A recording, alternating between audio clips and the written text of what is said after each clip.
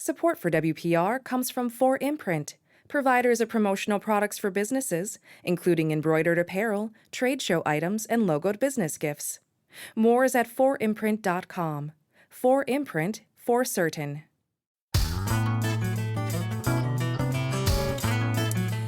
Well, it's Pet Care Day today on the Larry Mueller Show. I'm Jill Nadeau, and we're talking about dog park etiquette and other dog training issues today. And with us until 12:30 is Jorge Melara. He's a professional dog trainer and the owner of Divine Canine in Madison. Jorge has trained dogs for over 20 years.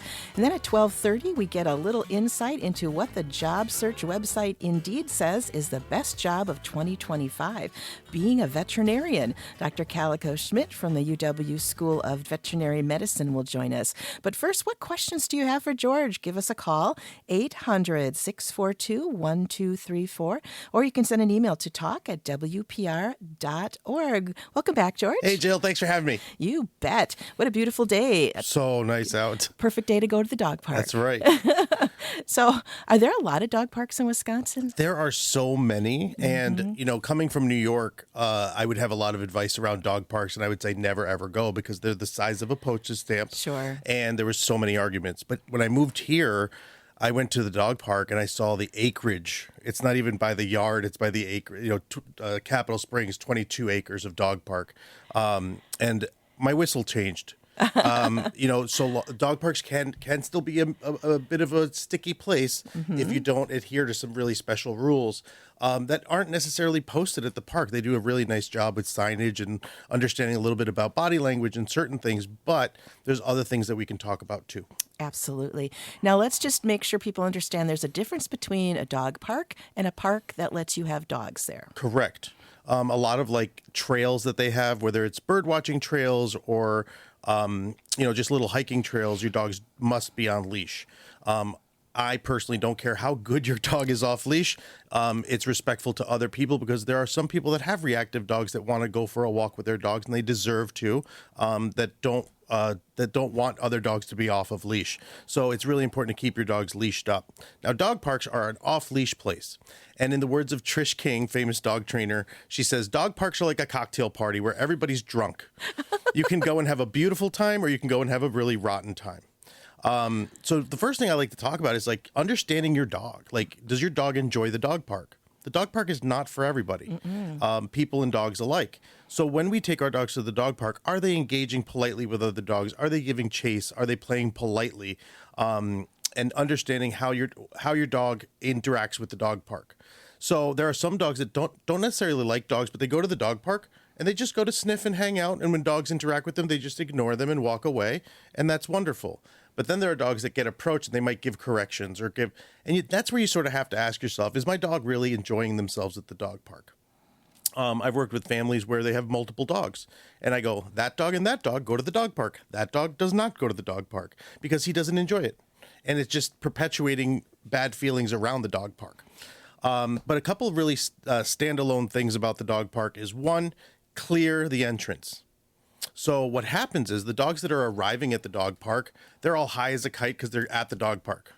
And they're charging up in the car. Rah, rah, they're barking and getting all crazy. And then when they get to the park, they go in. And then, boom, they can get into an argument. So the dogs leaving the dog park are high as a kite because they were just at the dog park. And they were running around with their friends and buddies and having a nice time. So what I tell people to do is when you come into the entrance, clear the entrance. Once you go into the park, get up and away from the entrance as quickly as possible. The second reason I want people to walk in away from the entrance is that sometimes people congregate and do the Wisconsin goodbye at the... Oh, my gosh, They're saying goodbye as they're leaving and walking around the park, and then they finally get to the entrance and they hang out for a little while longer. And that can be a problem for dogs entering the park because all the dogs that are hanging out there all charge the fence to go say hello.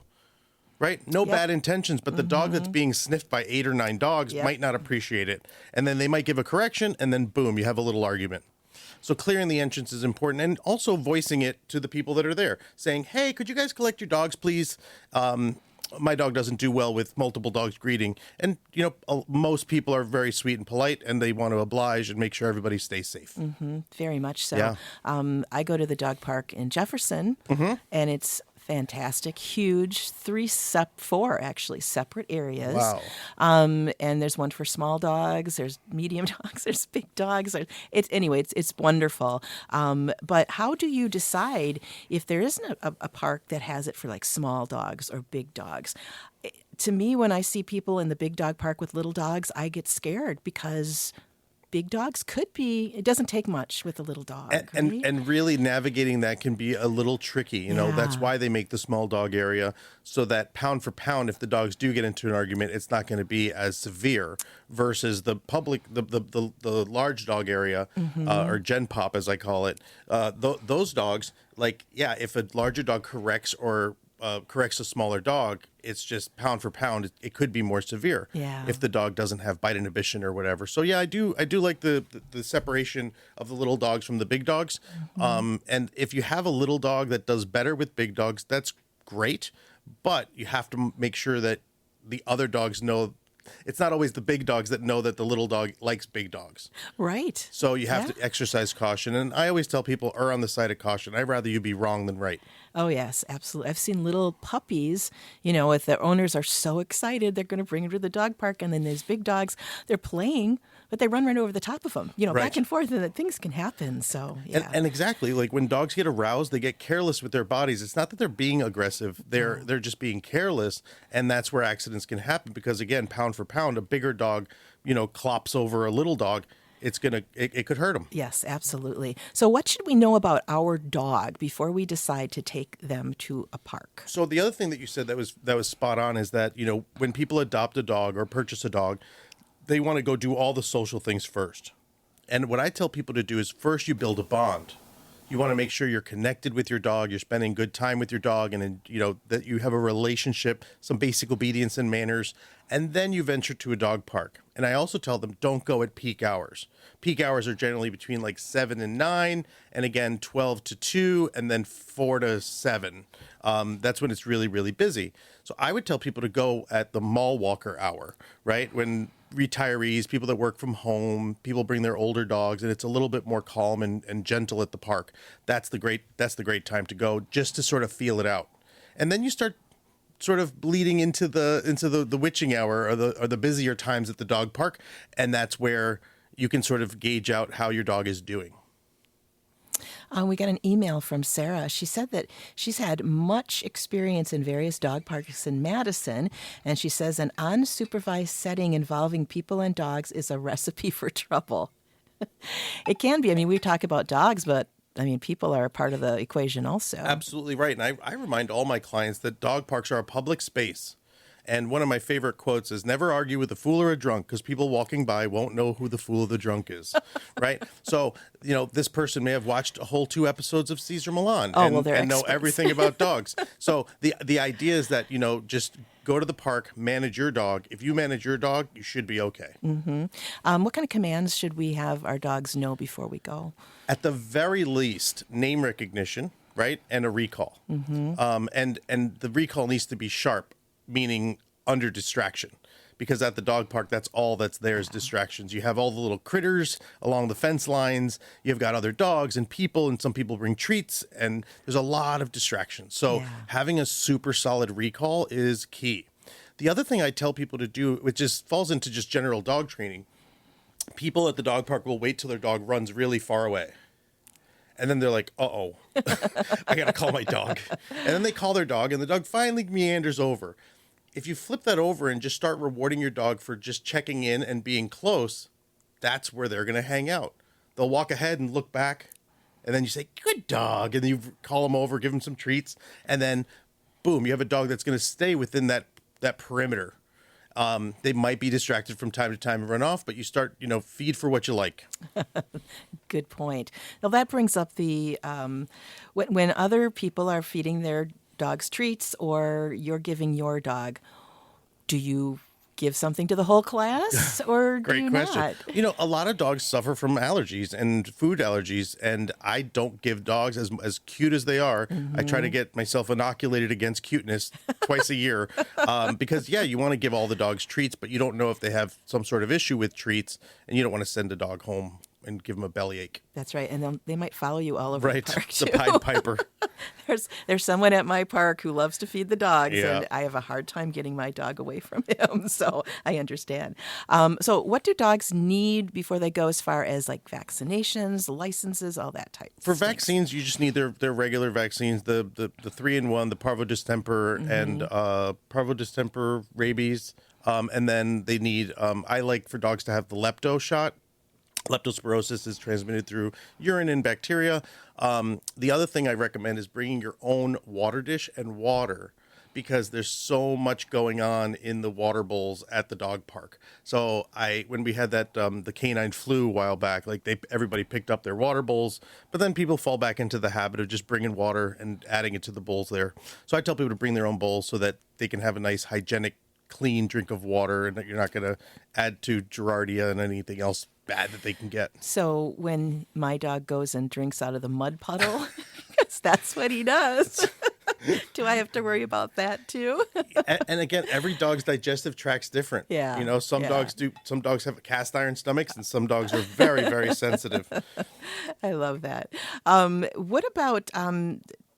Some places have water, like they've got a river or a pond or something like that, or some parks have little pools for the dogs. Is that a safe thing to do, or?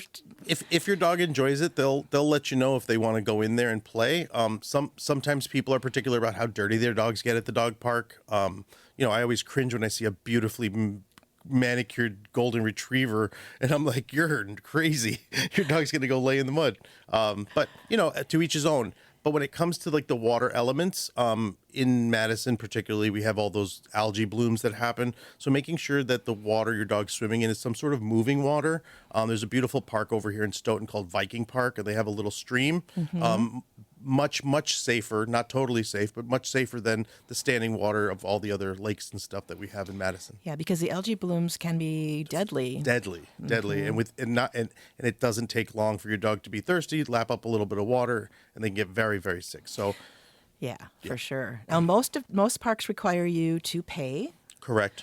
And in order to get like this license, you could pay for a trip, and then you can pay for yearly, Annual, yep. annual.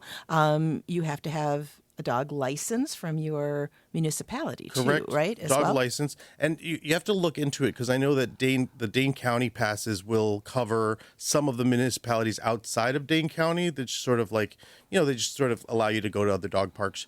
But yes, a daily or an annual. The annual is great. I love it because I'm giving back to the parks, and I'm keeping the parks beautiful. And then, just those two, and then the vaccines are important. Right, absolutely. Well, we're talking with professional dog trainer Jorge Melara about dog park etiquette, but of course he can take all your other general training questions as well. So give us a call, 800-642-1234, or send an email to talk@wpr.org. And this is the Larry Mueller Show. I'm Jill Nadeau. Coming up at 12:30, we're going to talk to Dr. Calico Schmidt from the UW School of Veterinary Medicine about what it takes to become a veterinarian. Right now, we're joined by Jorge Melara from Divine Canine in Madison. If you've got any questions, we've got open lines. Apparently, we have a bunch of perfect dogs out there. 800-642-1234. And of course, you can send that email to talk@wpr.org. So getting back to the dog park, you'd mentioned earlier about taking water in a water bowl. What else should we bring along with us? If you are doing some active training, I don't object to people bringing dog treats to the dog park. I have been scowled at for having treats at the dog park, and part of it is like, well, I'm training my dogs, I'm training my clients' dogs. There needs to be reinforcement there. And for the most part, even if I start becoming the Pied Piper and the dogs are following me, Yes. I just ignore them, and eventually they give up and they go back to their humans. And it's not really that big of a deal. I am careful when I'm doling out food, even if I have my clients' dogs, my dogs, and a couple of other dogs. Everybody's really ramped up from running around and playing and sniffing, that when I deliver treats, I almost do something like a medieval bow, where I'll have two treats and my arms will sort of extend to the side, so the dogs' heads will point in opposite directions and deliver the treats. If I deliver one treat to one dog, the two or three dogs might go for it. and then start a little argument. So by keeping their little heads separated, it can be really helpful in how we deliver our treats. But aside from treats, water, I do try to deter my clients. You know, people bring balls or frisbees to the dog park, and I find that the dogs that are really obsessed with fetching, they can sort of become a little bit territorial over their object. So I tend to tell people, like, you know, just go to the dog, let them sniff, let them just enjoy the park for what it is. Because if they can't share, they shouldn't bring it to the dog park, because it could cause a hazard. Mm-hmm. And it's a good idea to bring a leash in with you just in case. Yes, right? I do see. Great. I see a lot when people go to the dog park. They take the leash and just drape it on the fence. And I always ask myself, I'm like, well, what if you need your dog on leash? So I tend to just drape it over my neck and sort of like a little bandolier. Yep, that's what I do a little too. bandolier, and I'm off to the races. This way, if I need to, if there's a dog argument, I can get my dog. I put her on leash. I let everybody deal with what's going on, and then I can let her off leash again, or just walk her away safely to Sure. let her off leash again. Or if it's time to go and they don't want to. Oh, well, that's a great one. I'm glad you brought it up. So earlier you asked, you know, what other commands or should your dogs know? Well, one of them is just a simple collar grab. I talk about this in all my training. With young dogs specifically, we have, if the only time their collar's being grabbed, the top three reasons are they're in trouble, and it's time to leave the park. We can't clutch our pearls and go, oh, why is he running away? Right? It's time to go. So what we have to do is, while you're at the park, you practice walking up to your dog, grabbing their collar, put them on leash, walk a few feet, let them off leash, and you just go through this a bunch of times. This way, when it's actually time to leave, they'll allow you to put their leash on, and then they won't be running away saying, just 5 more minutes, Mom. And don't forget to keep the leash on in the parking lot, too. Correct. I see that in my heart. Always goes in my throat. Yeah. Yeah. Well, we've got some calls, so let's go to Jackie in Appleton. Go right ahead, Jackie. Hi, thanks for taking my call. So our son is home from college, and he brought his big dog with him, and we have a big dog, and they are learning how to play together. And a lot of times their play looks really rough to me, like they're kind of biting in each other's ears or kind of getting one of them down and standing over them. So I guess my question is, how much of that is play, or how much of that is too aggressive? Should I try to break them up and separate them? We're just not sure. We don't want anybody to get hurt. I love this question. So when two young, how old are the dogs?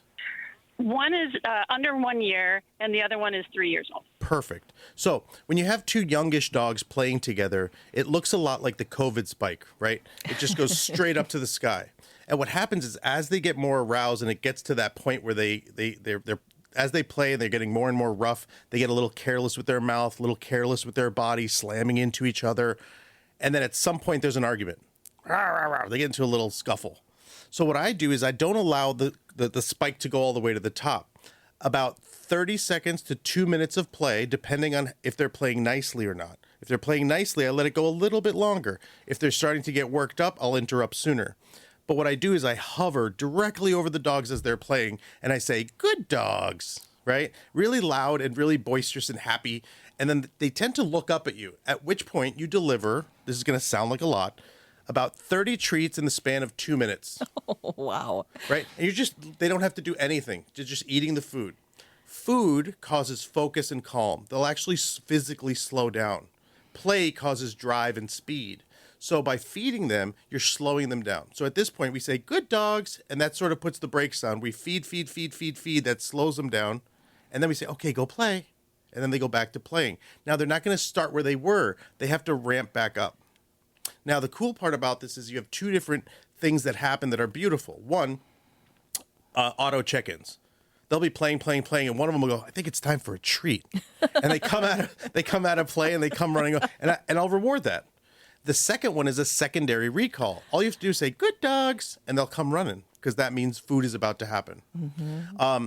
And then you start to letting them play longer and longer. Now, in follow-up to your question, if you're ever not sure if the dogs are having fun, especially with your son's dog and your dog, what you do is you pull away what you believe to be the offending dog. So let's say your son's dog's being a bit of a turd and playing a little rough. You grab his collar and you pull him out of play, and you watch what your dog does. If your dog comes bounding back over to your son's dog and wants to play, let him have it. But if that other dog goes and gets a drink or lays down, or it could be indicative that he wasn't having too much fun. and it's just food for thought. And I'm assuming that when you feed them those treats, you do two hands. The medieval bow. The medieval bow. I have to remember that. For thy fair maidens. That's right. Thanks so much, Jackie. Good luck with that. Ellen and Madison, you're up next. Go right ahead. I wanted to reinforce strongly not to give treats to a dog without checking with the owner. I have a dog with severe allergies, and someone gave her a treat, a very popular treat, thinking they were doing a favor, and she ended up in the hospital for 3 days. Oh, geez. So Yeah. That's please rough. don't give dogs treats. I completely agree with you. The treat should only be doled out. And sometimes if I'm at the park and I'm not sure whose dog is who, I say, whose is this? Whose is this? Can they have a treat? And Yeah. they'll say yes or thumbs up, thumbs down, and then I can give a treat or not. I think that's what I've heard. Most people, they always ask. They say, is it okay? Yeah. Yeah. So definitely. Thank you for that reminder, Ellen. If you've got a question or comment, give us a call, 800-642-1234. And of course, you can always send an email. That's talk@wpr.org. Next up, we got Deb in Cross Plains. Go ahead, Deb. Hi, good morning. I'm just on my way to run some errands, and I happened to catch your program about dog parks. And I just wanted to call in, and I can talk to you about my private dog park that my husband and I created about 7 years ago.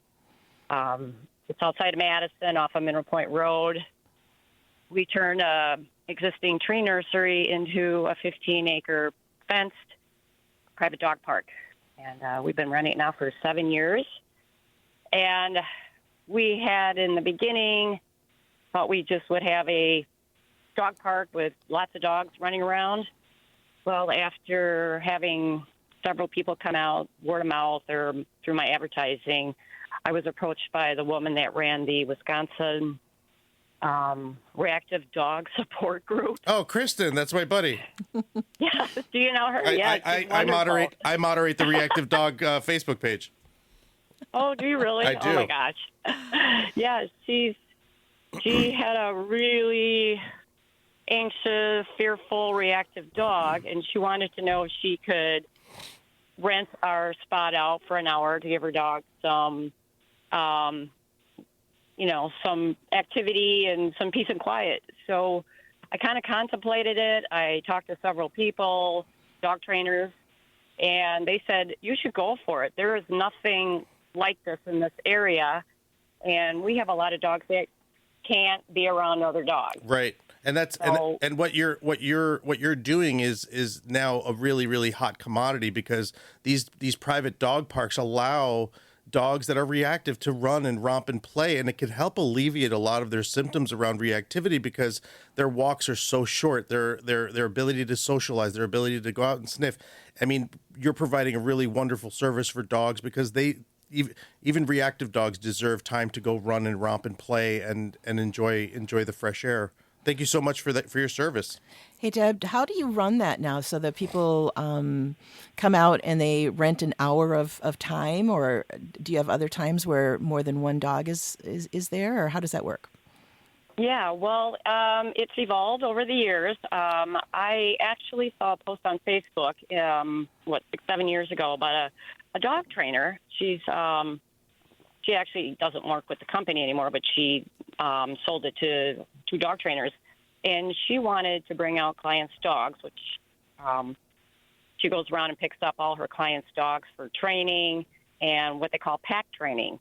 And she needed a space in Dane County for the dogs. Well, at the time, we were just in the process of starting the park. We didn't have it fenced. So I said, if we can make some arrangements here, you can bring your dogs out. Well, unfortunately, it didn't quite work out as we all expected, because a couple of the dogs decided they didn't want to stay with her. So we just okay, we got to get this park fenced. And so we invited her to come back, and she brings the dogs out Monday through Friday. She now has 2 new owners. So they go around and pick up all the dogs, including ours. We call it the school bus. We call it school, and Teacher Kim, Teacher Jen. I'm giving a plug for Rough Trails, too. But And so they pick up all the dogs and they take the dogs out. They are behavioral communicators, trainers, and pack. And they have been able to help these dogs adjust to other dogs, our environment, the peace and quiet, the ability to socialize and all of that. And it's turned out really well. So they're with us 5 days a week. And then I invite members that have, or people that have interest in the area that are looking for a safe area. And a lot of times it was from Kristen.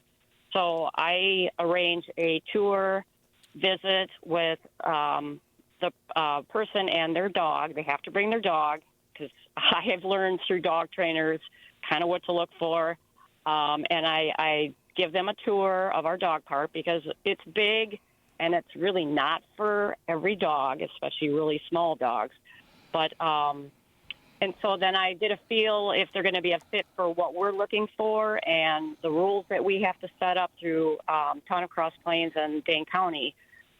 We have luckily had no issues or occurrences.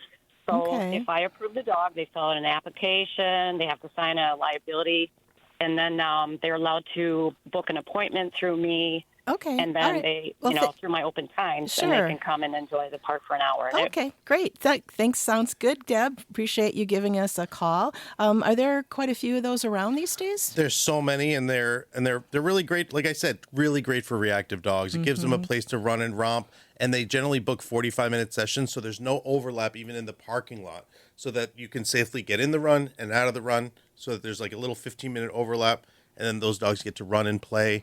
And I know a lot of trainers that are utilizing those sniff spots for doing training. So like you set it up and you have the reactive dog in the distance, you bring in the other dog on leash, and you can do a little bit of training. It's very, very, very good. Nice. Okay. Well, let's go back to some emails. Sam emailed, she has a French bulldog who likes to army crawl across the floor.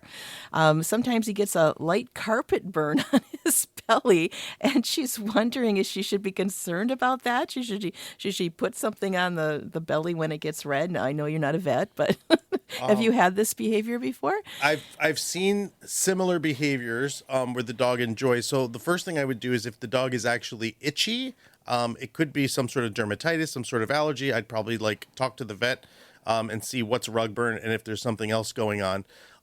In other situations I have seen, the dog is trying to satisfy themselves, and we'll leave it there. Okay. But yeah, looking at the behavior, if he's causing even a little bit of harm to himself, I'd probably interrupt it. Just snap him out of, hey, what are you doing, little guy? Come over here. Just interrupt the behavior, and maybe not give him access to the carpet so he can't play on the carpet. That's so funny. Justin from Wapaka emailed, he recently lost his hound Mix to lymphoma. Oh. He was 83 pounds, but very much an omega in the pack structure. He stopped going to the park because I'm assuming Justin started going to the dog park because other dog owners were on guard with his large, energetic black dog in the mix of dogs, and he began to loathe the inevitable conversation, my dog is fine, he is a gentle giant, he will not even hurt your dog. Yeah, and his question actually reminds me of something else that I'll talk about in a moment, but in these cases, like I said earlier, it's a public space. Even my beautiful dog, Dolly, she's a vocal player. She's a pity, always grumbling and vocalizing and barking. Oh, yeah. Mm-hmm. And there was a little golden retriever puppy. So I used Dolly to train puppies how to play. And this woman was terrified of Dolly's vocalization. Oh. And she's like, could you please? And I wasn't even going to give her the spiel. I'm a 25-year dog trainer. Like, mommy was scared, and I'm going to support her. Yeah. And I'm going to let her come to her conclusions and answers. So I pull Dolly away. Mm-hmm. And I was sad because they could have been a great moment, but, respectful to the owners and what they want for their dog. Mm-hmm. And so when you have a dog that's rambunctious and playful, sometimes people get the wrong feel for it. I try to remind people, like, you want loose bodies when they're playing. You want sort of open mouth, sort of carefree, lots of leaping and bounding, nothing rigid or stiff. And one thing I tell people to do is when dogs are playing, if there happens to be a lot of vocalization, is to have the imaginary mute button, right? You mute it and you just watch their play. Is it soft, loose, and relaxed? Are they taking turns pinning each other? Are they taking turns chasing each other? Is there a lot of mirroring going on? then the vocalization matters a little bit less.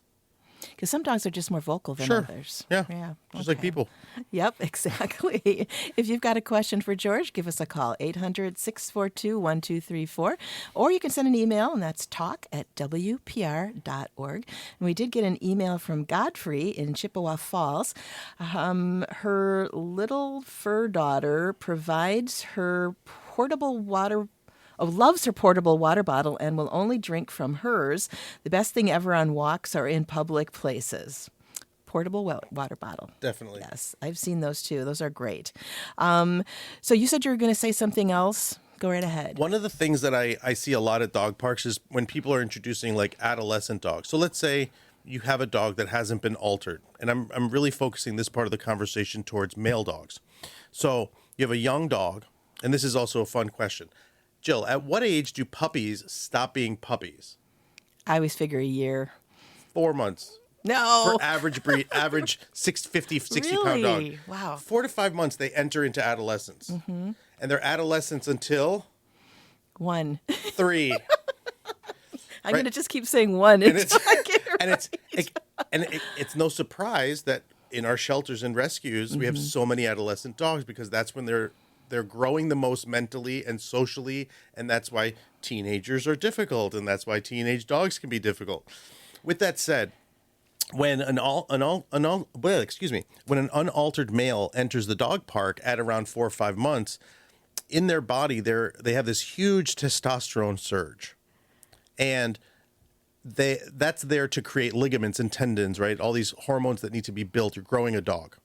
But what happens to other dogs is they sniff these puppies, they're still young dogs, and they go, whoa, your license to be a puppy's been revoked. You could be tried as an adult. So I talk about the kick me sign on these adolescent dogs, where they can be the sweetest, nicest dogs ever, and they go to the dog park, and because they smell a certain way, they get overcorrected by adult dogs. And there's that window that I won't take these young dogs to the park. So if I see a correction, I see another correction, I'm like, okay, we need to cut this out for a little while until your hormones regulate, or until you're neutered. Because that can really set the stage for what their behavior is going to be like. And we never want a dog to say, the best defense is a good offense. That's how puppies would learn. Sure. Well, that makes sense. Yeah. You see that a lot with yeah. dogs. Now, as far as like, the neutering and spaying or whatever, does that really matter? It does and it doesn't. There are some dogs that don't do well with unneutered males, and some that adore them. My Dolly, for example, has an affinity for unneutered males. She is, I don't know how to say it on the radio, but she is quite the harlot for unneutered males. We went to visit my sister. She has 2 unneutered males, and she was behaving so crazy and like, "Hey, big boy," and like all. Oh my gosh. Yeah. So some dogs adore unneutered males, and then some absolutely abhor them. And you have to know your dog and what you're getting into. So I do say between certain ages, I wouldn't venture into the dog park. Especially if you have a female in heat too. So if you have a female that's possibly going into heat, don't go to the dog park. Don't go to the dog park. Bad move. It's a bad idea. Definitely bad idea for everybody Right. involved. So if we are at the dog park and there is an actual fight going on, what is the best way to deal with that? For the dogs that aren't involved in the argument, collect your dogs, put them on leash, and stay away. And There's plenty of people that aren't holding a dog that can go help.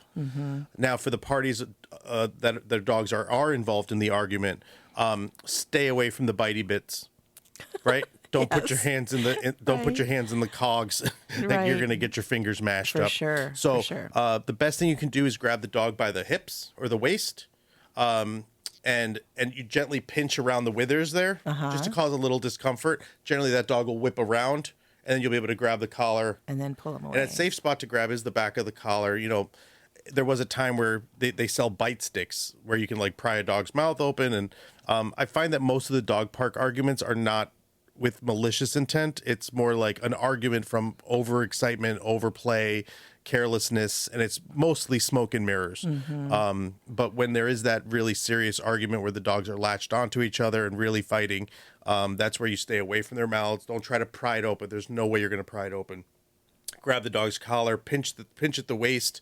Sometimes you can even bend their tail just to cause a little discomfort, so they turn around and let go of the other dog. And then separate the dogs. It's very important that you sort of give each dog, it's a very hectic moment. So taking the time to just give the dogs the once over, communicate to the other owner, making sure that their dog's okay, exchange numbers if need be, for any veterinary costs or anything. It's the noble and nice thing to do is to, share information, and then move on. And understanding and diagnosing what went wrong is also very, very important, because hindsight's 20/20. I think as dog owners, we tend to blame the other dog. Wouldn't be my dog, No, Jill. my dog's perfect. I don't know what you're talking about.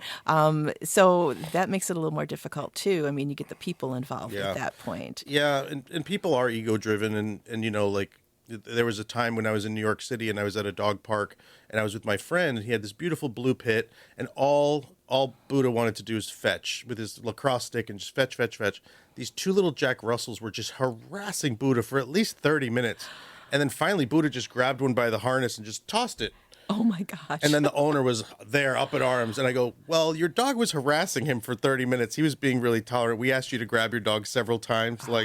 Yeah. You can only do so much, right? Right. Is it always a good idea then, if that happens, just time for your dog to go home? Yes, because it changes in smaller dog runs, it changes the whole dynamic of what's going on. Everybody's sort of on edge, and there's adrenaline and stress hormones pumping heavily. I recommend just either going for a nice separating yourself from the area, or if need be, just leave the park. It'll be there tomorrow. Okay. That's Jorge Melara. He's our guest today on The Larry Mueller Show. I'm Jill Nadeau.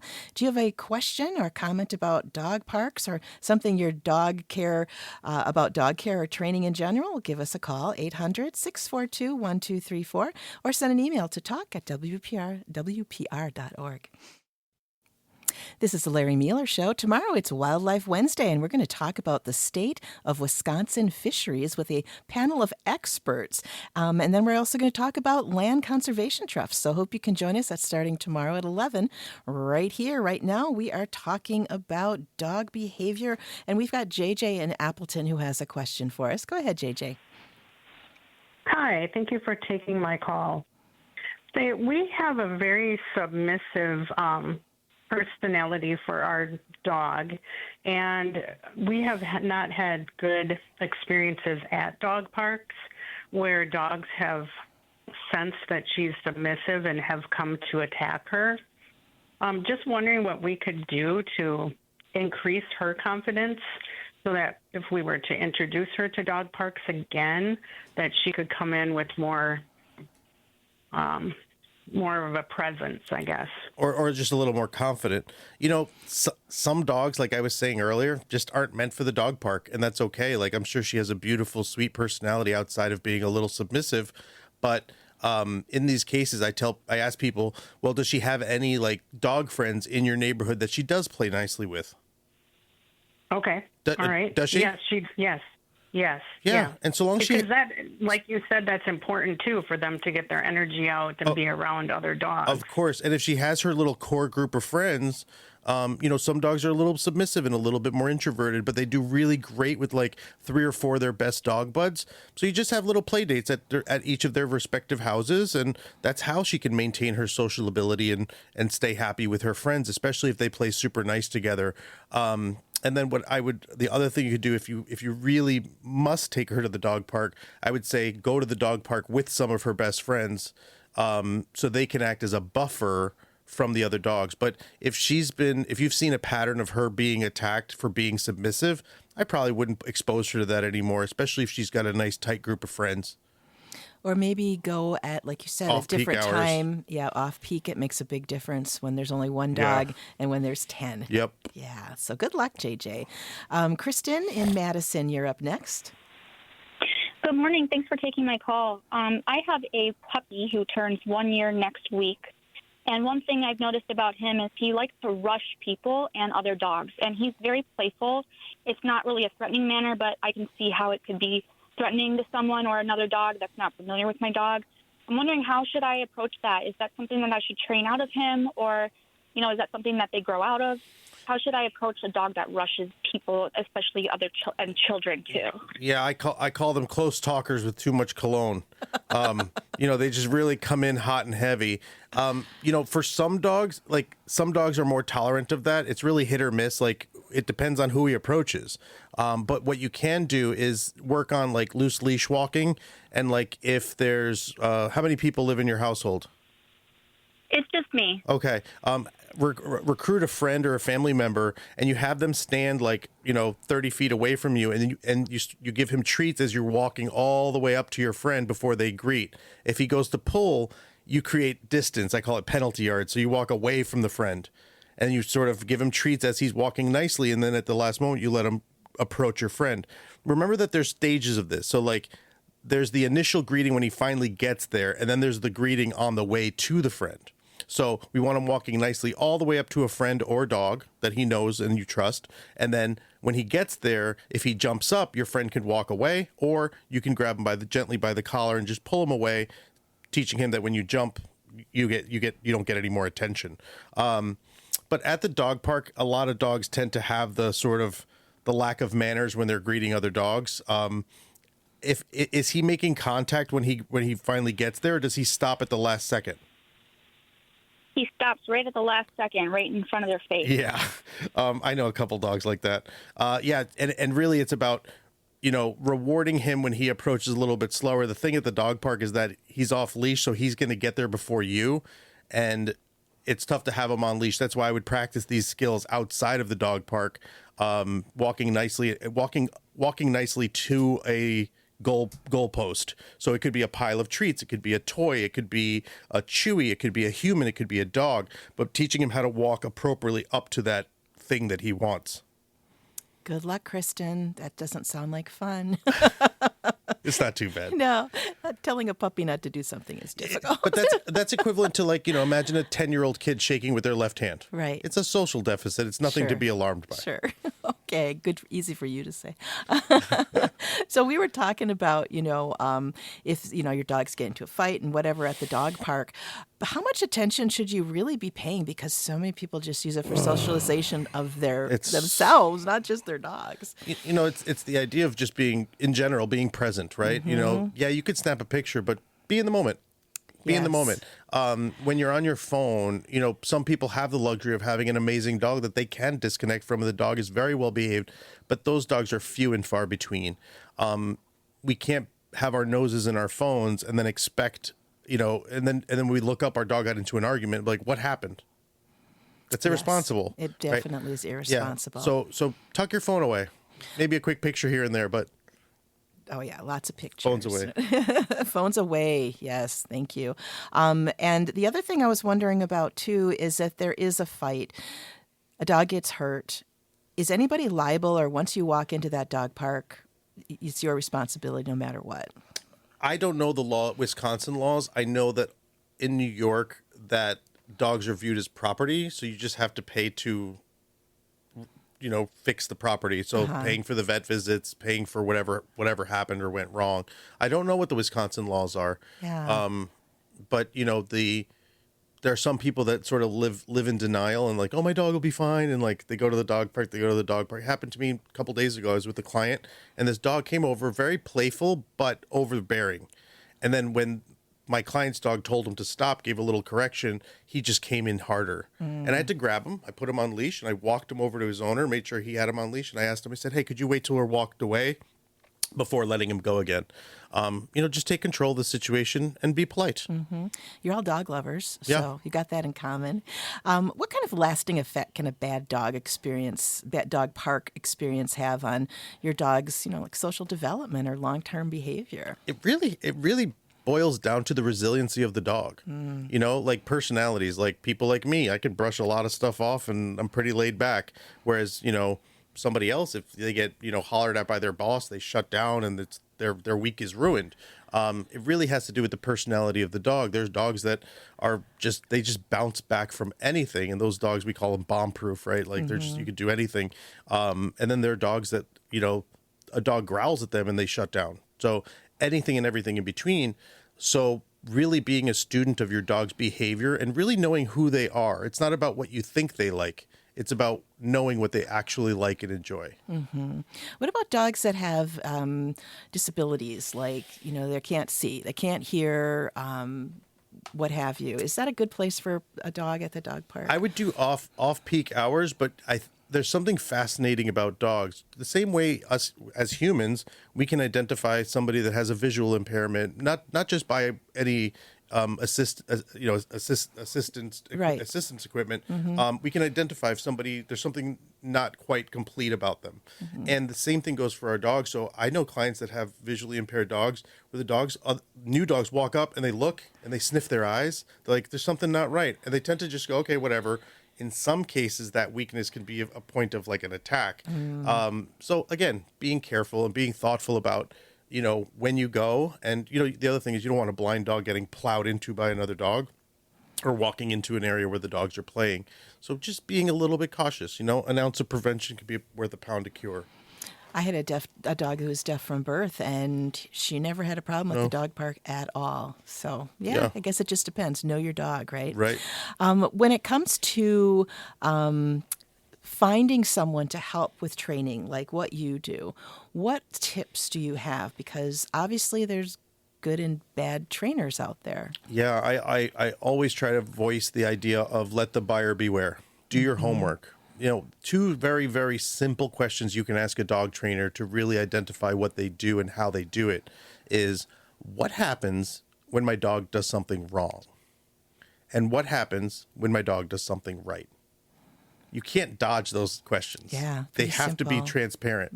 And, when we talk about e-collars or electric shock collars or whatever, or prong collars, thinking about, oh, well, it's just a gentle vibrate. Then why do you need the electricity? Like, why do you need, ask the questions, be your dog's advocate, be thorough. Remember that you can interview many, many trainers. There's a ton out there. Unfortunately, you can get certified as a dog trainer, but you don't need to. And that's the danger, especially now with social media. A lot of people are just gathering a little bit of information, calling themselves dog trainers or imitating what they see these fly-by-night dog trainers do online, and it's dangerous. Yeah, it sounds like dangerous. It, for sure. It looks like Jeff's been doing a little research for us, and he said that the Dane County Parks website says that dog owners are legally and financially liable for injuries and damages caused by their dogs. And it's a Wisconsin statute. But how do you know who causes what? If it's two dogs fighting, right. It sounds like it could be, kind of nasty. So speculation, Your Honor. That's right. I can see all the witnesses coming in. You watch those Dobermans. They don't. That poodle's a damn liar. Yeah, right. Exactly. Let's see. What else haven't we talked about with dog park? Is there anything else that we haven't covered, George? I think there's some husbandry stuff that we could talk about, the idea of what happens after the dog park, right? If you have a dog that has trouble being handled at home, going to a muddy dog park might not be a good idea to start, right? Working on husbandry and handling, making sure that your pup is comfortable being touched and handled in different ways. I always talk about husbandry being so important because imagine your dog's running around at the dog park and they start limping. Guess which foot you have to touch, right? So the idea of handling your dog's feet and being there and, handling them in many other places so that, God forbid, something happens, you have to be able to touch them. Sure, absolutely. I can't hear myself. There we go. Okay, sorry, folks. I just want to make sure I was broadcasting out there. I think that's so important is that you need to know your dog. Right. And get those basic obedience calls down. Yep.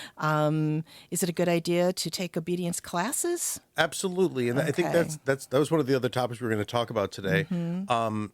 One thing what happens a lot of times, and I think dog classes have their place, but I really think that you should do some training prior to the class because in the class there's going to be other dogs and you're going to be wrangling your own puppy and you're not going to be able to hear the other dog, the instructor, sure, and all that stuff. So, well, we'll cover that when we come back. We're going to take a little bit of break. We're Beautiful. Talking with Jorge Melara about dog behavior and how to make sure that your pet does the best job they can. And you too. We'll be right back.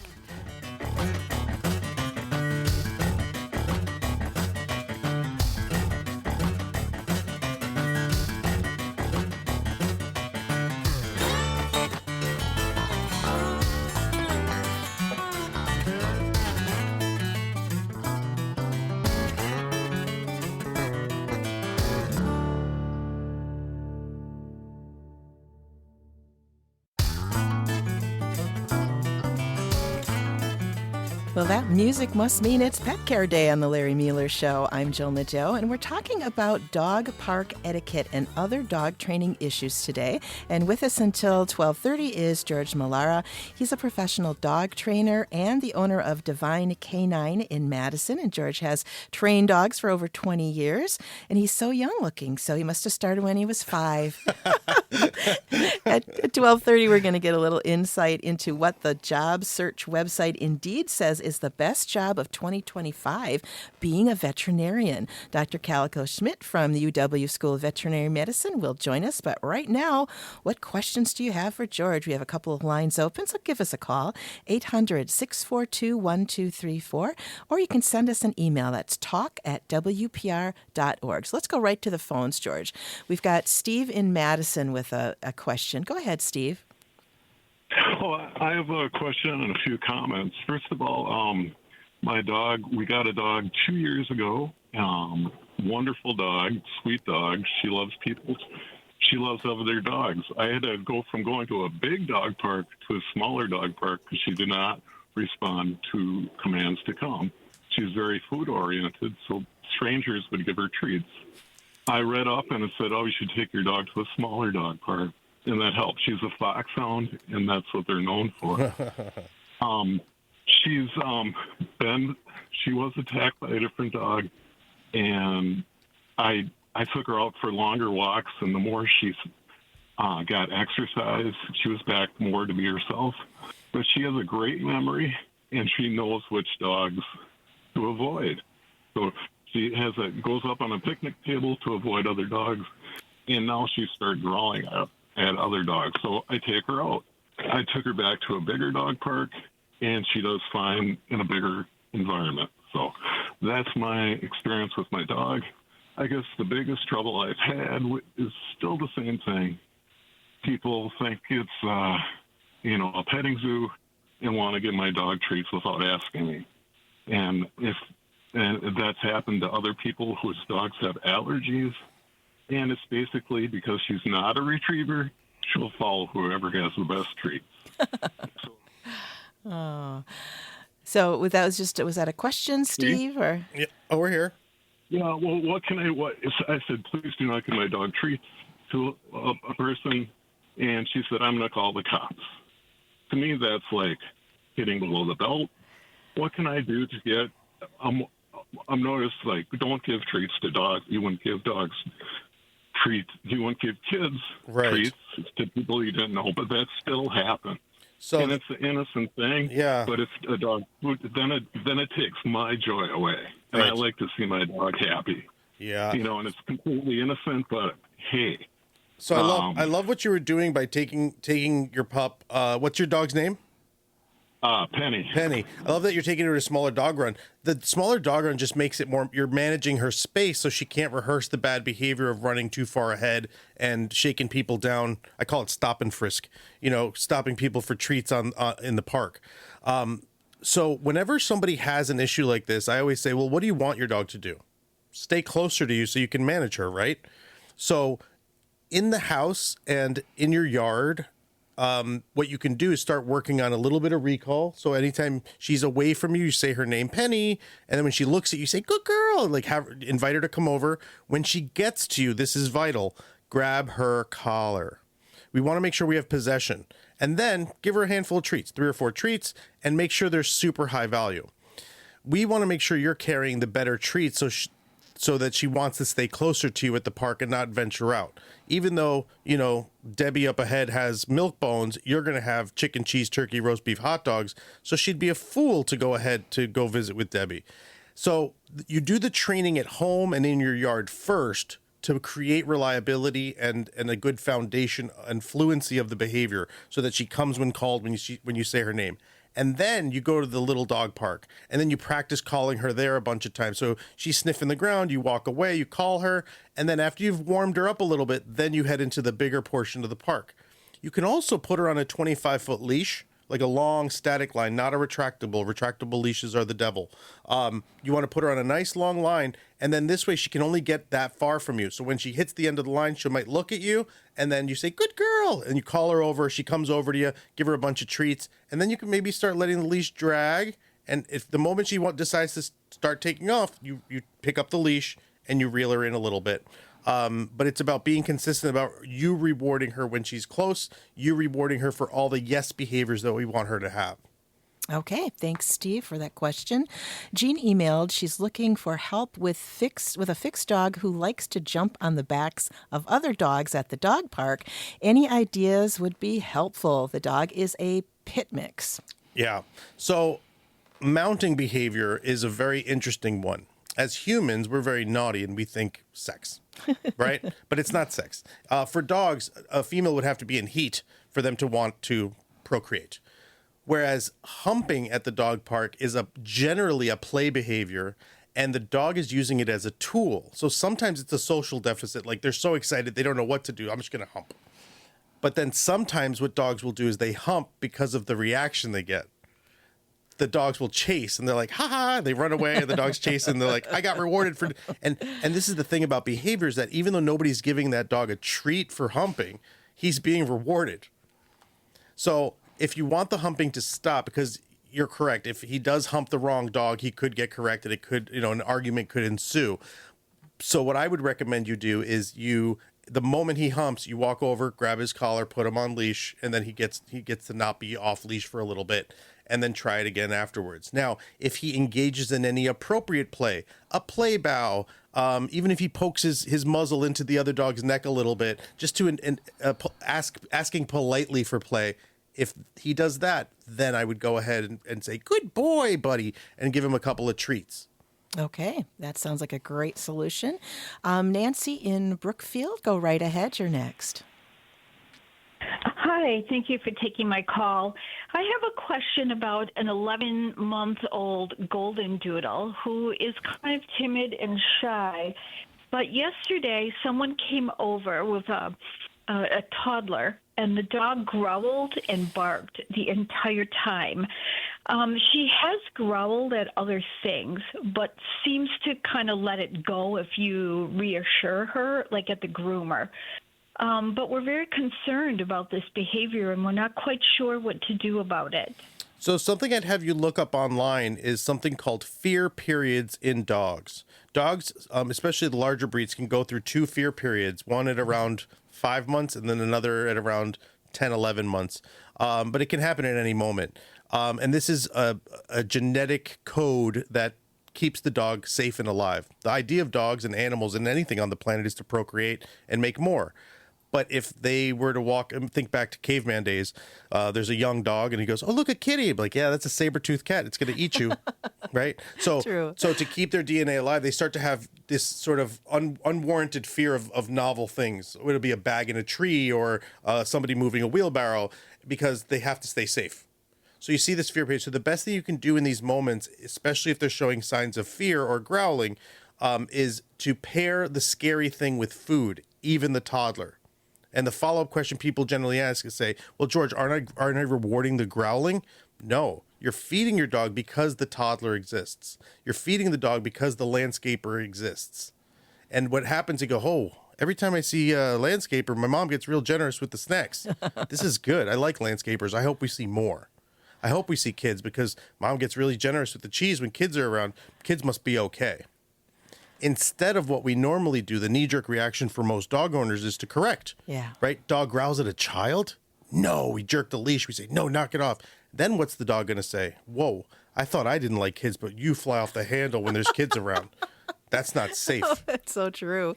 We always forget to look at it from the dog's point of view, don't we? And that's what I try to teach people, is like, look at it from their perspective. Yeah. That little piece of modern art, welded stuff in the yard, that's very scary. Yes. And that little shrub that's right by my driveway, it definitely looks like a good place to mark. Thank you, Nancy. Appreciate that call. Amy emailed. Her mother has a mini Australian golden doodle. That sounds like an interesting combination. And he has shown food aggression, possessiveness, and has now bit 3 times. What is the best next stop for her to take aside from ensuring that the dog is crated whenever visitors are around? Ooh. when it comes to resource guarding, there's a lot of moving parts. The laundry list goes like this. Number one, how much warning does the dog give, right? So if I approach the dog and he freezes and he grumbles and growls, that's a great warning. Thank you for letting me know you're uncomfortable, right? I tip my hat and say thanks. What people generally do, this is going back to what I just said, right? The dog is guarding their food and they punish the dog for growling. The dog says, got it. I won't growl. I'll just bite. And then I get the call that says, my dog bit me out of the blue.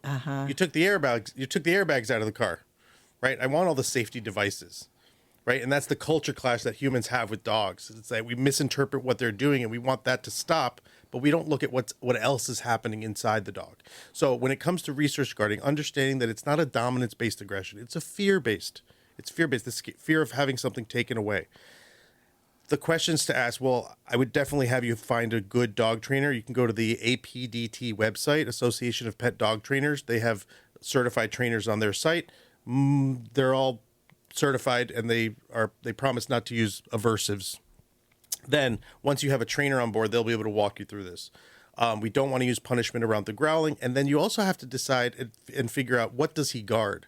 Most dogs will guard edible things. Their dog dish, bones, chewies, certain things. Some dogs will guard balls and toys, and then some dogs will guard other things that are really novel. Q-tips or underwear or socks or but the idea is to understand what your dog is guarding, and then we do exchanges. So generally with food bowl, right? Jill, what kind of car do you drive? A Honda CRZ. Okay, so imagine if I said, hey, Jill, can I borrow your car? You're like, it's George. He's on the radio with us, and he's a nice guy. He doesn't smell like whiskey at 8 in the morning. Great. You let me borrow your car. I return the car, and it looks like I had 20 muddy dogs in the back, and there's coffee cups. Nothing physically wrong with the car. And an empty gas tank. I return your car to you. Hey, Jill, can I borrow your car again? No. But let's say I borrow your car, and I return it detailed inside and out with a little tree hanging from the rear view and a full tank of gas. Oh, for sure. Anytime. So when we take our dog's dog dish, we put cheese on top of the food and we give it back. Whatever I take away, I return better than when I took it. And you start working the dog from where they are. Mm-hmm. So some dogs, I have to start with an empty food dish because they'll guard food, any food. We just do add-ins on the kibble, and then we add kibble and cheese, and then we add other stuff. We keep on doing these exchanges until the dog feels comfortable with relinquishing it, because I'm going to return it better than I took it. Mm-hmm. So now, will they then be okay with you taking the food, but when another dog comes around, is that going to transfer? And that's a totally different ball of wax. Okay. So resource guarding from humans, I treat differently than resource guarding from dogs. With dogs, it's difficult because you can't say, move a little closer. It's too many moving parts. You can have a dog on leash, we feed but management tends to be so much easier. Feed everybody in crates, mischief managed. Mm-hmm. Yeah, that totally makes sense. Jay emailed, their dog is social when he's off his leash, but very reactive on his leash. He's 3, a golden retriever, and has been neutered. How can Jay change the reactive behavior? Excellent. Did he say how old the dog is? 3. 3. So this is really great, because when people call me and they say, my dog is aggressive, and I say, well, tell me a little bit about it. I don't want to lead them to an answer. I want to sort of figure it out. So my first question is, does your reactive dog go to dog parks or have dog friends? Oh, loves the dog run. I know it's not aggression.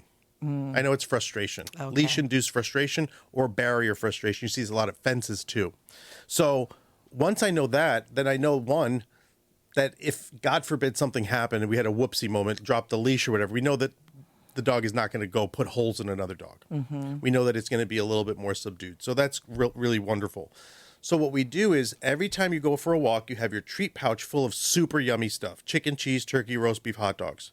And this is the ticket. This is the most important part of this. You wait until your dog sees the other dog. So what happens normally is I'm walking down the street with my reactive dog. I see a dog coming in, and I do one of 3 things. I wind up on the leash in preparation for the lunging and barking. I nervously talk to my dog. Okay, be a good boy. You can do it. And 3, I use food as a distraction. Don't look over there. Go over here. Look over here. And then eventually my dog goes, it's funny. Anytime you wind up on the leash, pull out food, or talk to me, a dog appears. So you are classically conditioning. You're just Right. conditioning the wrong thing. So what we do instead is we wait for our dog to see the dog. We're bopping along. I see the dog. Don't do anything. And then finally my dog locks in on that dog. And I go, oh, do you see the puppy? What a good boy. And I feed him. And this is the part where people look at me like I have 12 heads. They go, wait a second, George. You want me to feed my dog when it's barking and lunging? And I go, yep. You're not feeding him because he's barking and lunging. You're feeding him because that dog exists. So what ends up happening is that if we pair this correctly, you're out for a walk, your dog sees a dog, and there's a history of reinforcement. Your dog's going to see the dog and go, dog cookie, and look at you, and then go, pay up, I found another one. And then we pay. And then the barking subsides. We teach them how to be a little bit more neutral and relaxed instead of getting all worked up. Because even these dogs that love being social, when you allow them to come in like a close talker with too much cologne, it's the recipe for an argument. The other dog's like, whoa, whoa, whoa, get out of my face. And then they get into an argument. I can see those as titles of the chapters in your dog training book. Close talker, too much cologne. Yep, I think that's got to be written. That's a good one. Elaine from Toma called. She couldn't stay with us, but she wants to know what she should look for when buying a puppy other than cuteness. One of the services that I provide, and a lot of trainers could provide this service, is the dog shopper, meaning when I have families that are like, we're thinking about adopting a dog. They're very few and far between because people are very impulsive, and they say, I want that one, right? Whether you're purchasing a puppy, breeding has its own special place, or adopting a dog from a rescue, you can hire a trainer to go meet the dogs with you to get a better idea. Like, I am not a mechanic, Jill, and I want a mechanic to go kick the tires before I buy a used car. Right. So the same thing for a trainer. They'll be able to get insight and look at the dog for who the dog is. And with puppies, it's not going to be conducive to what they are as adults, but there's still a lot to be said about how puppies behave.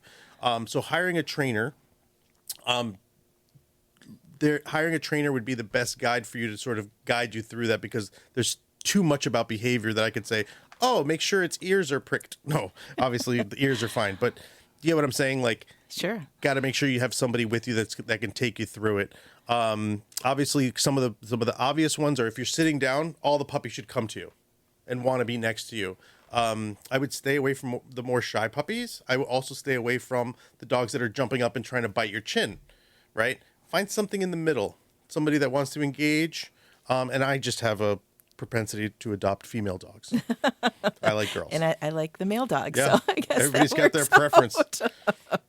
When it comes to that, should you yourself know what kind of dog you want? Because obviously not everybody wants a dog that, chases things. Right. And but people tend to get dogs based on aesthetics. I like how that dog looks. Mm-hmm. Meanwhile, a Jack Russell in an apartment is not a good dog. No. If you live in a small space, I tend to want you to get a big dog. They're going to need a couple of walks a day and then plop on the couch, and they'll be more mellow. Yeah. As opposed to these little guys that are just, and terriers in general. Terra, where does that word come from? Ground. Earth. Yeah. Right? So these dogs are ratters. They're meant to be thrown on a ship and disconnect from humans and just go terminate rats. Mm-hmm. And they're like, my dog doesn't have a connection with me. Why not? Yeah. Because they're independent. Yeah. And dogs shed, FYI. Yeah. That's true. And then when they eat, they get stuff all over, right. and you got to be prepared for that before all you, the before dog you go things. in.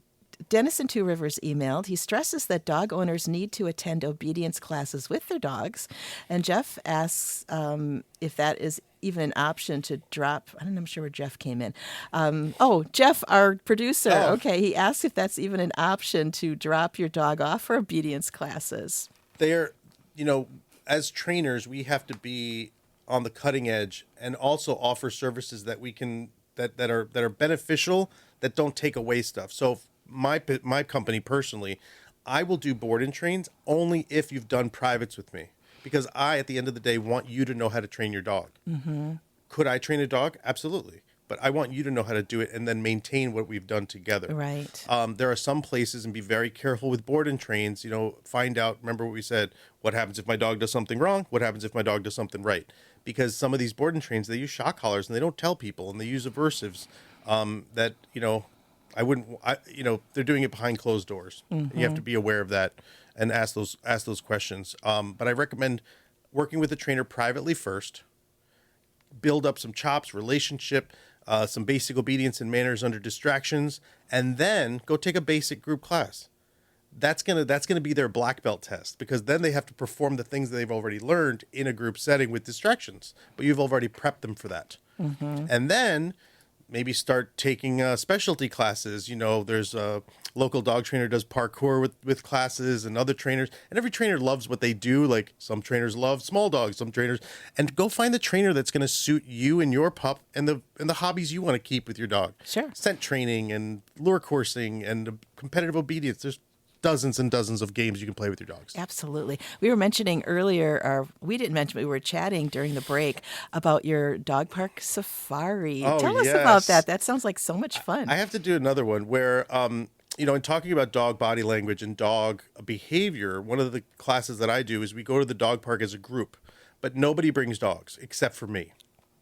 And then I give them sort of like the David Attenborough approach, where I give them the color commentary of each behavior that the dogs are doing and watching the dogs play. And I describe the dogs so that they're just taking it in. They don't have to worry about their dogs. And then we do another class when they bring their dogs, and then we sort of navigate, and then they flex all this cool stuff they learned from the safari. That sounds like so much So fun. much fun. Yeah. I love it. I think we're going to send Larry to that with you, and we're going to videotape that for everybody to watch. I think that would be fun. So I'm his boss. I can make him, right? That's right. Well, George, thank you once again for sharing so much I love information coming here. I with love us. hanging out with you guys. You guys are fantastic. Well, we Thank really you for having me appreciate again. it. You bet. George Melara has been with us. He's a professional dog trainer and owner of Divine Canine in Madison. Coming up, we're going to visit with Dr. Calico Schmidt about the joys and struggles of being a veterinarian. Please stay with us.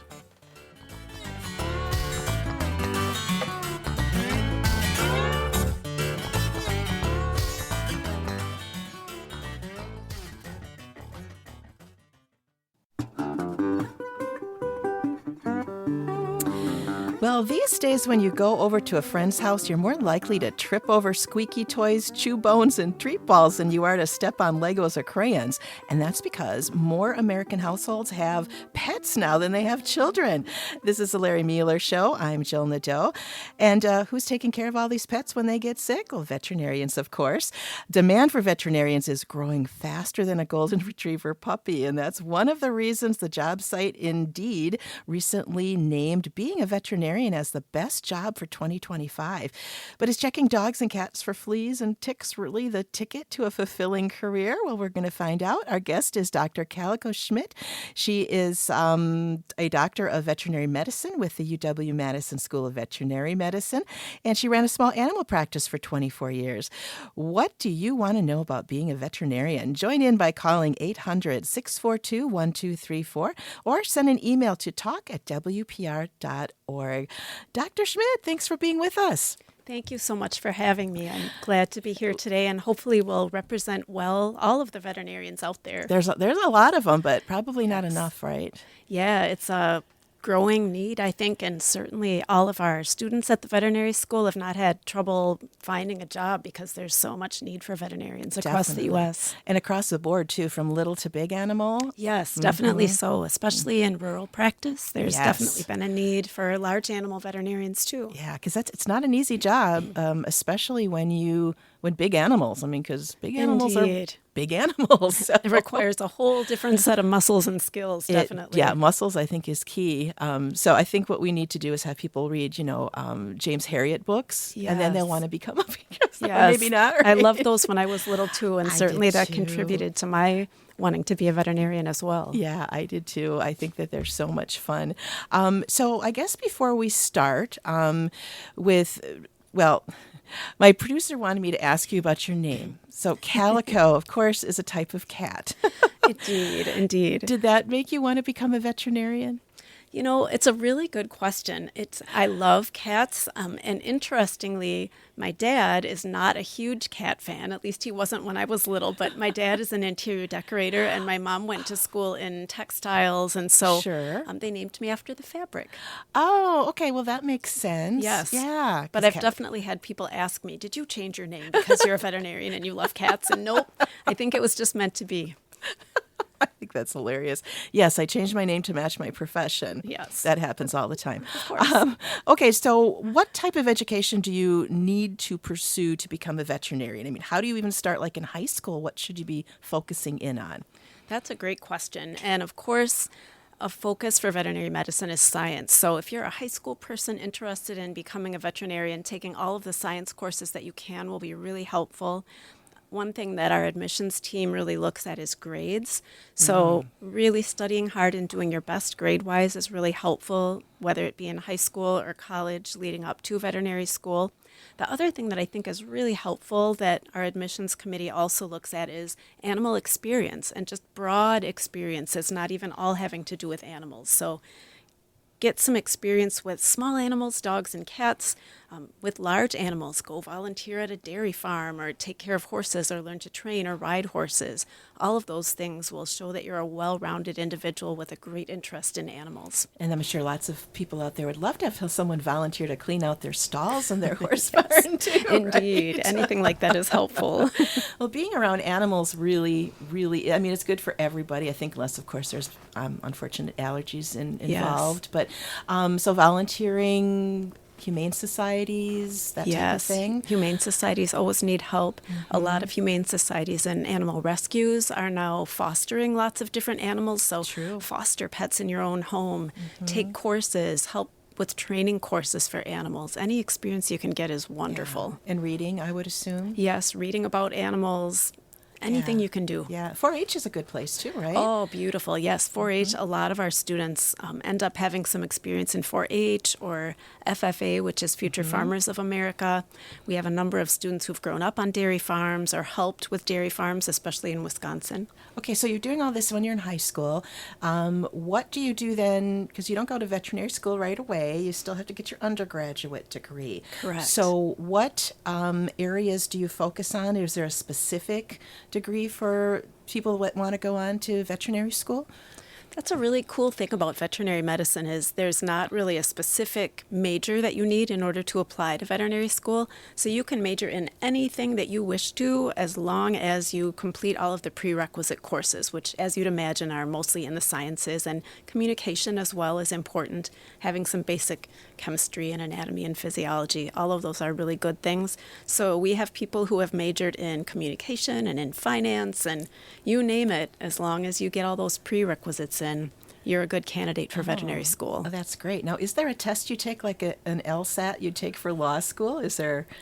There used to be. So Okay. we used to have a graduate school admissions test that people took.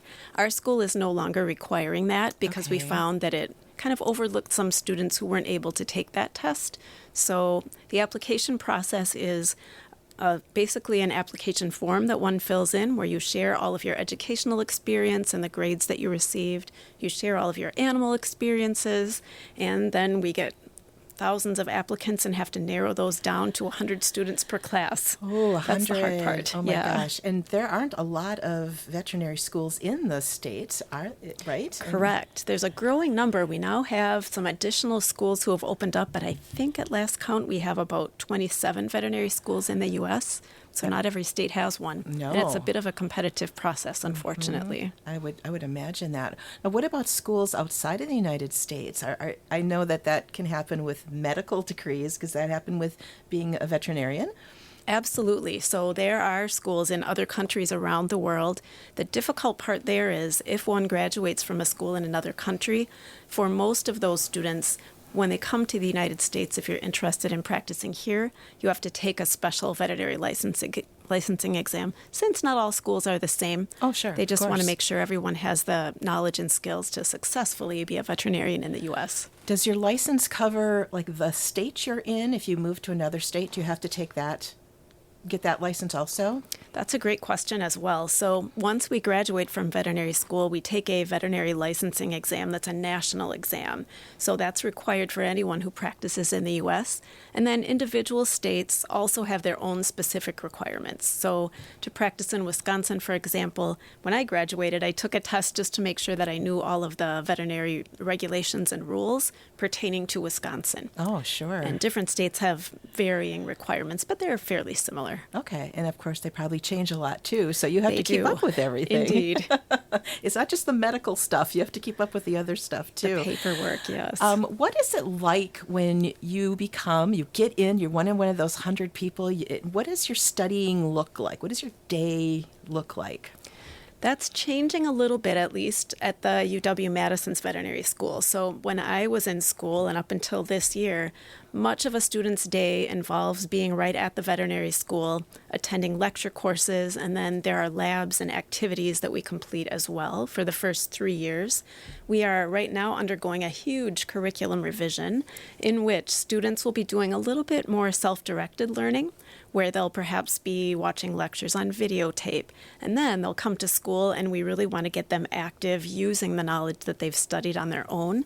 So that will occur during the first 3 years for students, and then during the final 4th year, all students complete a series of clinical rotations, which right now are a series of 2-week rotations where they may be with our primary care general practitioners for 2 weeks. They spend time in the large animal hospital, the small animal hospital. They can go off to other hospitals if they have particular interests, maybe with zoos or wildlife or research. So they can sort of craft their own experience the 4th year, while there are certain rotations that are required of everybody. Sure. That makes sense to get the basics down. Now, the job site Indeed ranked veterinarian as the best job of 2025. Did you know about that until we contacted you? I didn't. Okay. I was a little bit surprised, although excited too. to hear that. Yeah. So why do you think that becoming a veterinarian is a smart career choice? Let's do the pros. The pros first. Yeah. Oh, that's a great question. I think one of the things that anyone might imagine is, I think for someone who loves animals, it allows you to work with those things that you love every day of your life, which is really fun. And I think an unexpected part, at least for me, was just finding the joy of working with the people who come along attached to those animals. I think some research has shown that many people who go into veterinary medicine are a little bit introverted, and we like being in the quiet and with our animals. However, just talking with the people that come along with those animals is a joy. And for me, that's part of my social network, is the people that I've gotten to know as clients who come with their animals. So those are really some of the joys, just working with the animals, working with their people. Our day is often filled with a lot of variety, so we could be seeing a new puppy or kitten for a wellness visit and vaccinations in one appointment, and then for our next appointment, we may be seeing a senior animal who's very ill, and we need to help find out what's wrong and make a diagnosis and help with treatment. Sure. And I think that's a lot of what people maybe don't think about ahead. It's like you do have to deal with the sad, hard parts of it too. And, you know, like I said, I was surprised about the best job because I had heard these reports on the mental health issues that the veterinarian community has had. So what are those cons? That's a really good question as well, because I think part of my surprise in hearing why veterinary medicine was ranked as a top job is that there's also been quite a bit of publicity that working as a veterinarian makes one at risk maybe 2 to 4 times more likely to die by suicide versus people who are members of the general public. And I think that's because of perhaps some of the stressors of the job. And I think for many veterinarians, one hard thing is that we're not perfect. We can't cure every single disease that's out there while we want to. And of course, that's why we get into this profession. We want animals to be happy and healthy. So I think that's one difficulty. I think another is that many people who become veterinarians, you know, for us, that's part of our identity. And so it becomes very difficult to separate work from home life, and that work-life balance is really difficult. So many veterinarians bring their work home with them. For our students, we're trying really, really hard to help them understand that there's a difference between work and home. And in order to be able to help our animals and their people, we need to be healthy too, or we can't help. So mental health has become really, really important. Yeah, I was going to ask that, how you prepare your students for that, because it is rough, and you're treating an animal who can't tell you where it hurts, right? And that makes it really difficult to diagnose. So that's hard. How's the reaction been when you talk about these things to the students? I think students are all, they're very smart, intelligent people, and that's how they get to where they are. So I think many of them, especially because they've spent time shadowing other veterinarians or working at shelters, they really do understand that there are some difficulties and hardships they're going to have to face. So I think they come to it with a very realistic view of things.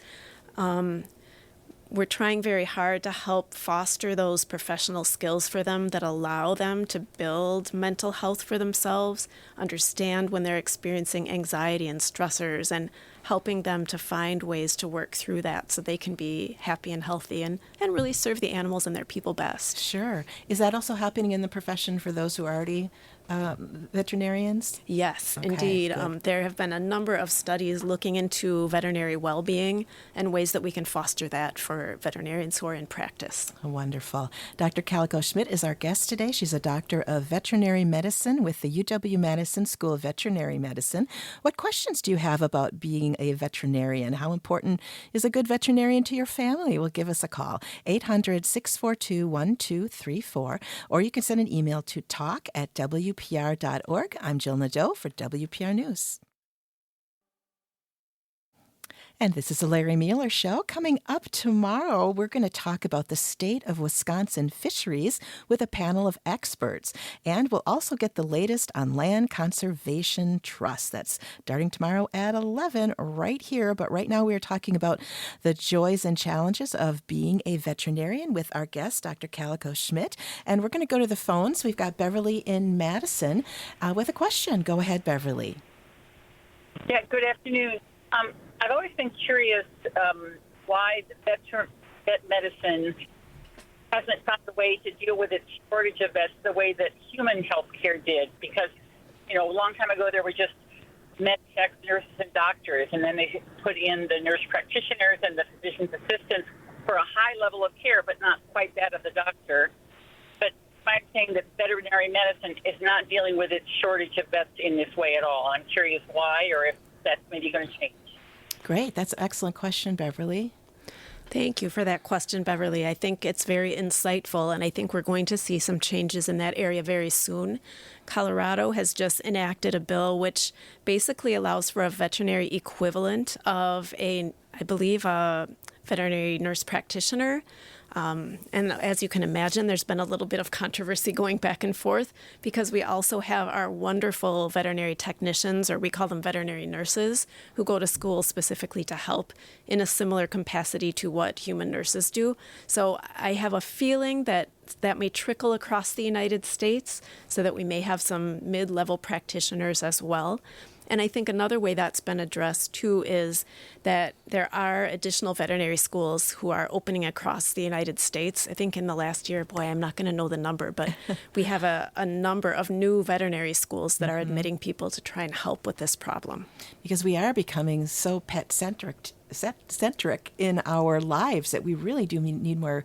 Because sometimes you call and you can't get in unless it's an emergency for weeks. Yeah, that's been a really big concern that we're trying really hard to mitigate. So absolutely, we're working on it, Beverly. Thank you.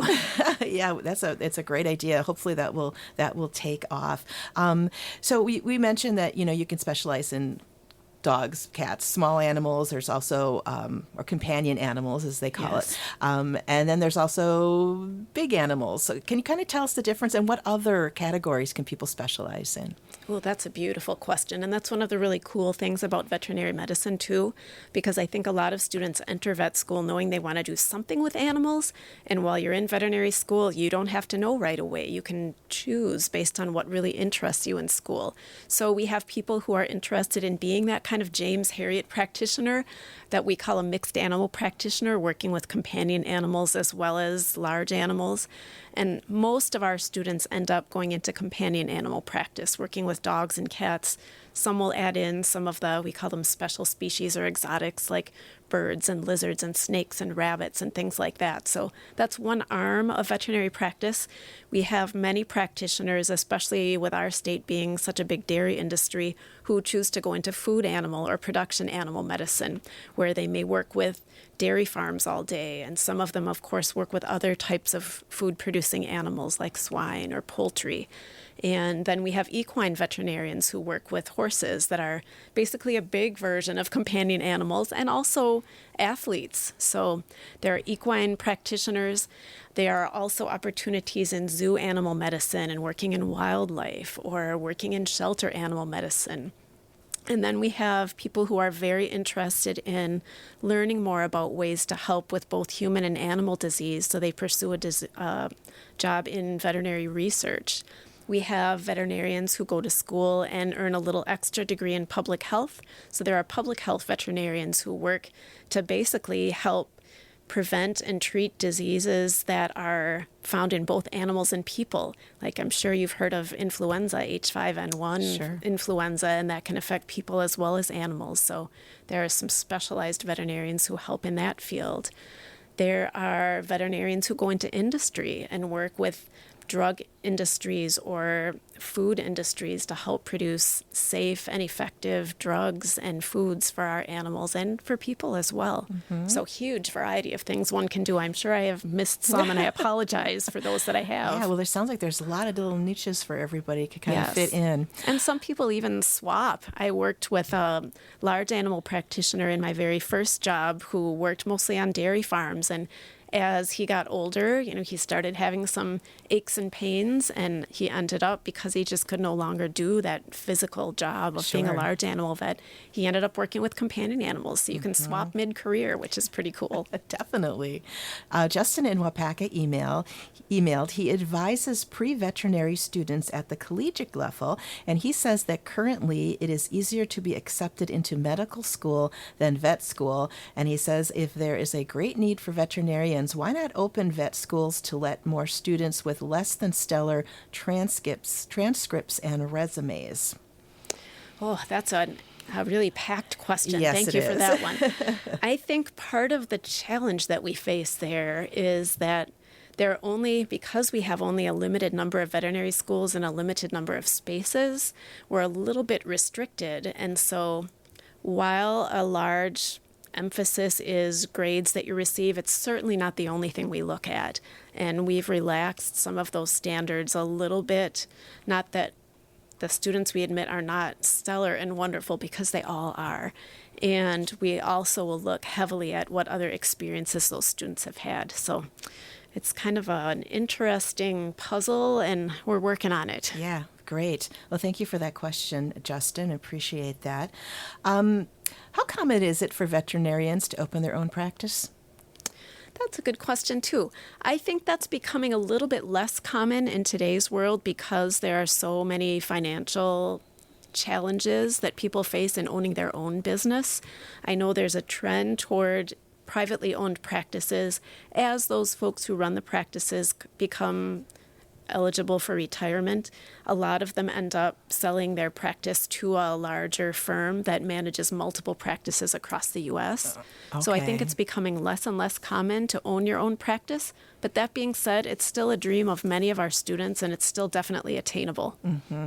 Well, let's talk about, money. Obviously, it's not cheap to go to any schools. I mean, medical schools, there's a lot of debt usually. Yes. Veterinarians don't make a lot of money. So, I mean, some do, obviously, It's true. but in general, they don't. So is there help for students who need that money to go to school? There is some help, which is a good thing. Frustratingly, many of our students end up graduating with very large sums of debt, and that's one of the reasons as well that it's difficult for them to open a practice, especially right out of vet school, because they've got years to pay off debts ahead of them. Our school is lucky in that we offer a number of scholarships to people, so there's scholarship money available. There are also some federal programs, especially in the area of rural practice. So if students will go and agree to practice in a rural area, they can have some of their debt repaid or get help with repaying debts. So there are definitely some programs. We'd love to have more. Definitely. According to the U.S. Bureau of Labor Statistics, 70% of veterinarians are women. Why do you think that that's happening like that? Well, that's a really good question, too. And it's interesting to reflect on that because when I went to veterinary school, which was a number of years ago, I think there were still more men than women in our class, and that has definitely changed in recent years. And I don't know if there's one specific reason. I think there are a number of possibilities. One of them has finances as a root, and that is, as you noted, veterinarians don't make a ton of money. So there was one hypothesis that perhaps men were dissuaded from entering a veterinary medical career because they saw that they weren't able to make money, and so that opened up some places for women. I don't know how true that is. Certainly, I know that many women care for animals very deeply, and of course men do as well. So it's been a really interesting trend. Now I'd say more than 70% of our students are women. That really is amazing, isn't it? Yeah. And especially when you think about large animal, because, not to be stereotypical, but men tend to usually be stronger, bigger, can handle, a big old cow. So Yes. And that's really interesting, too. I remember when I was thinking about veterinary school, initially I was pondering being a mixed animal practitioner. And I'm not very tall in stature, and some people expressed concerns about that. But then I had others who told me, you don't have to be a huge, really, really strong person because we're very lucky these days to have drugs to help us sedate animals and help us manipulate them in ways that we need them to move. That's so very you don't true. have to be a big, bulky person. You can do it. And you've got small hands, so That's right. There are advantages. There absolutely are. So what are some of the things that have changed as far as schooling goes since you were in school? Some of the changes I would say are related to, we now have the ability more so where we'll help students do what we call tracking, where they can choose and select at some schools right from day one, at some schools not until year 2 or year 3 of veterinary school, and it's a 4-year schooling program. But we allow students to choose an area of interest so that they can take courses that guide them more in that direction. So someone who's really interested in, for example, practicing with dairy cattle doesn't have to take all of their classes related to dogs and cats. Sure. Of course, everyone has to take those basic courses so they can pass the national exam. Mm-hmm. But we have much more availability for kind of specializing a little bit or choosing where you wish to go in veterinary school. And what help do you have for people who, first year of anything new is going to be a struggle, obviously, for some people. So how do you help first year, second year get through that? Well, that's a really good question because it does tend to be, I think one of the biggest difficulties is that there's just so much information to learn. So we try and help students understand that you can't know it all. We're going to try and teach you all that we can and give you a good scaffold on which to build additional knowledge, and then help you think about ways that you will be able to gain more knowledge and keep up your knowledge after you graduate. So how do you assess resources to know that they're scientifically evidence-based? And how do you think critically about cases? And how do you look things up if you aren't quite sure that you know the answer? So more about how to rather than the spewing back of information.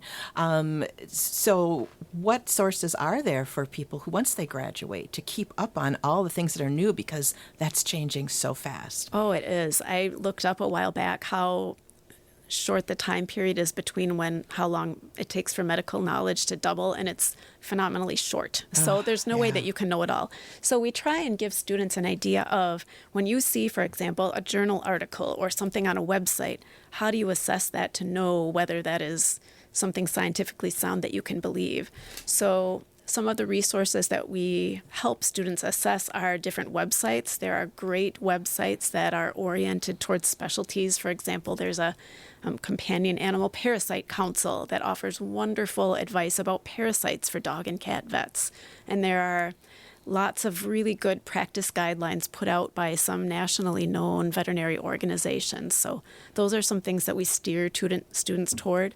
and then just help them think about how do I find some of those resources that are going to grow and change as I'm in practice. So a big part, I would assume, of being a vet is keeping up with all of the new changes. Yes. That takes a lot of time too. It does, and we have requirements. Every state has continuing education requirements, so we have to learn new things and keep up in order to stay licensed. Oh, wonderful. Well, thank you for spending some of your valuable time with us today. You're welcome. We really appreciate that. Thank you to Dr. Calico Schmidt. She is a veterinary a practicing veterinarian at the UW Madison School of Veterinary Medicine. And I'd like to thank my team of, okay, I didn't write this, doggone team of perfect staffers. Oh, Jeff, you're going to pay for that one. Clara Neipert, Joel Patnod, Lee Rayburn, Jeff Robbins, and of course, our regular host, Larry Mueller. I'm executive producer, Jill Nadeau. Stay tuned, lots more right here at WPR News.